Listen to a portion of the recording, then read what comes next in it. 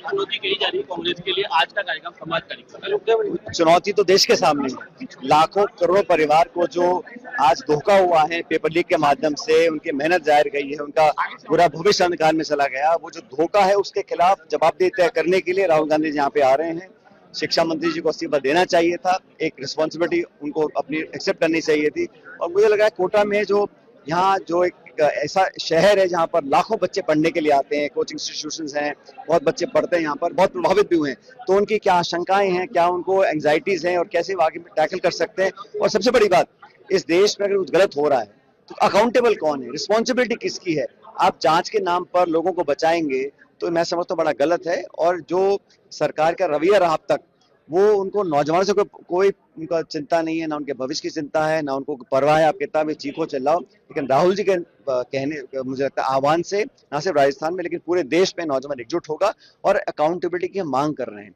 हम responsibility fix कराना चाहते हैं, जवाबदेही तो हो, पारदर्शिता तो आए। इस सिस्टम में मनाए जो पेपर बिक रहे हैं और खरीदे जा रहे हैं, बच्चे सुसाइड कर रहे हैं और सरकार को चिंता ही नहीं है।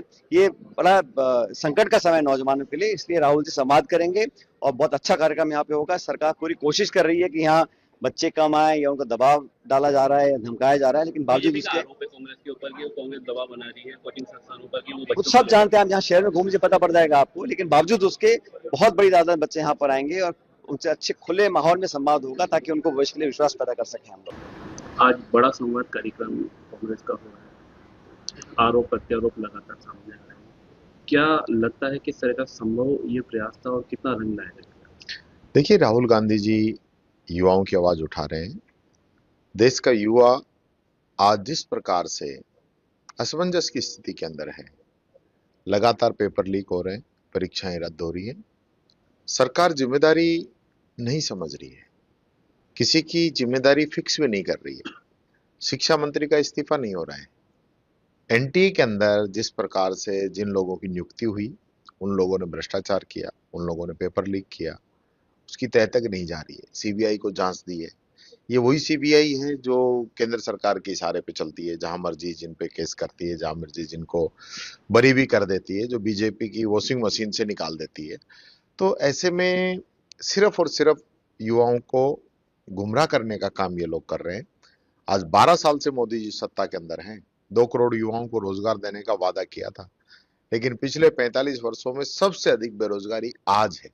इसका जवाब सरकार को देना चाहिए। जवाब नहीं दे रहे हैं, उल्टा राहुल गांधी जी इस युवाओं की आवाज उठा रहे हैं, उस पे लोग ऐतराज कर रहे हैं। इनका तो ऐतराज करने का अधिकार ही नहीं है। इनको तो इस्तीफा देना चाहिए धर्मेंद्र प्रधान जी को। पोस्टर हटाने की भी लगातार आरोप कांग्रेस लगा रही है, कोचिंग संस्थानों पर दबाव पे जो आरोप है वो आरोप नहीं, हकीकत है। फोन कर करके उनको कहा जा रहा है। पोस्टर हटाने के वीडियो हम आपको दे सकते हैं। पूरे शहर के अंदर बीजेपी अपने झंडे लगा रही है जबरदस्ती। उनका कोई प्रोग्राम नहीं, कोई नेता नहीं आ रहे, हमारे नेता आ रहे हैं। हम होर्डिंग बैनर पोस्टर लगा रहे हैं, उनको उतारने का काम कर रहे हैं। ये तो तानाशाही है ना। आप इस प्रकार से लोकतंत्र के अंदर ऐसा नहीं कर सकते। लेकिन आज के कार्यक्रम को बीजेपी ये भी बोली कि पॉलिटिकल जो ड्रामा है वो किया जा रहा है कांग्रेस की तरफ। काहे का पॉलिटिकल ड्रामा? अगर युवाओं की आवाज उठाना, बच्चों की आवाज को उठाना, बच्चों के भविष्य को बचाना, आज बच्चे सुसाइड कर रहे हैं नीट की परीक्षा के कारण अवसाद में आके, अगर उन बच्चों की राहुल गांधी जी आवाज उठा रहे हैं तो बीजेपी को अब राजनीति लग रही है। बच्चों की आवाज नहीं उठाई, यानी बीजेपी जो तानाशाही कर रही है वो करती रहे, तब तो ठीक है। और अगर सरकार तानाशाही करती है, राहुल गांधी जी आवाज उठाते हैं, तो इनको राजनीति लगती है। इसमें काहे की राजनीति है? विपक्ष अगर जनता की आवाज नहीं उठाएगा तो कौन उठाएगा? जनता चाहती है कि विपक्ष मजबूती से हमारी आवाज को उठाए। आज हिंदू मुस्लिम जाति धर्म की बात कर करके मोदी जी इस देश को बहुत पीछे ले गए। आज युवा चाहता है कि हमारा देश आगे बढ़े। हम जाति और धर्म के अलावा आज आने वाली पीढ़ी का विकास कैसे हो, उनको रोजगार कैसे मिले, वो प्यार प्रेम भाईचारे से कैसे रहे, ये सोच है युवा पीढ़ी की। पेपर लीक माफिया है, उसके अंदर बीजेपी के नेताओं का नाम आ रहा है। बीजेपी के नेताओं की सही इसके अंदर प्रमाणित हो रही है। राजस्थान के अंदर तो 9 दिन तक मुकदमा ही दर्ज नहीं किया पेपर लीक पे। तो जो लोग बड़े बड़े भाषण देते थे पेपर लीक पे, तो आज वो चुप क्यों है? उनको कार्रवाई करनी चाहिए। 9 दिन तक मुकदमा दर्ज क्यों नहीं हुआ? मुख्यमंत्री जी एक शब्द नहीं बोल रहे, चुप हो गए हैं। पहले तो रोजाना बोलते थे। तो आज हम जनता की आवाज उठा रहे हैं, युवा की आवाज उठा रहे हैं, छात्रों की आवाज उठा रहे हैं। राहुल गांधी जी कोटा ही नहीं अपितु पूरे देश के अंदर जाएंगे, युवाओं की आवाज को उठाने का काम करेंगे। और कई आंदोलन खड़े किए हमारी जब सरकारें कांग्रेस की होती तब, राज्यों में भी और देश के अंदर भी। हमने ऐसा माहौल कभी नहीं देखा कि विपक्ष को दबाने के लिए इस प्रकार के षड्यंत्र किए जाए। ये षड्यंत्र है, सब नेताओं को भेजा जा रहा है अलग अलग जिलों के अंदर।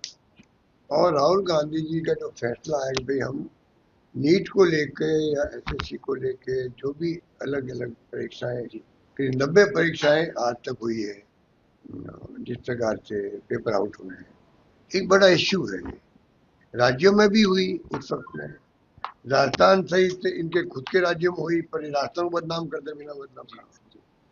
तब भी हम सहन करते हैं भाई क्यों, पेपर लीक होना ही अपना में गंभीर बात है। हमारे वक्त में पेपर लीक हो तो हमने अरेस्ट किया, हमने मुकदमा बनाया उनके खिलाफ में, हमने कार्रवाई करी। पर ये लोग जिस प्रकार का व्यवहार कर रहे हैं अभी, ये स्पीकर साहब का ढीला है। स्पीकर साहब जहाँ बैठते हैं वहीं के नेता प्रतिपक्ष राहुल गांधी का नाम है। वो यहाँ आ रहे हैं तो कम से कम आप उनको वेलकम नहीं करो। वेलकम का मतलब थोड़ी कहता हूँ मैं आके आप खड़े हो। वेलकम मतलब है आप मान लो उनको अच्छा लगता है, आपको भी अच्छा लगता है। एक टेलीफोन में कहते आप मेरी जेल में जा रहे हो, स्वागत है आपका। ये क्या है?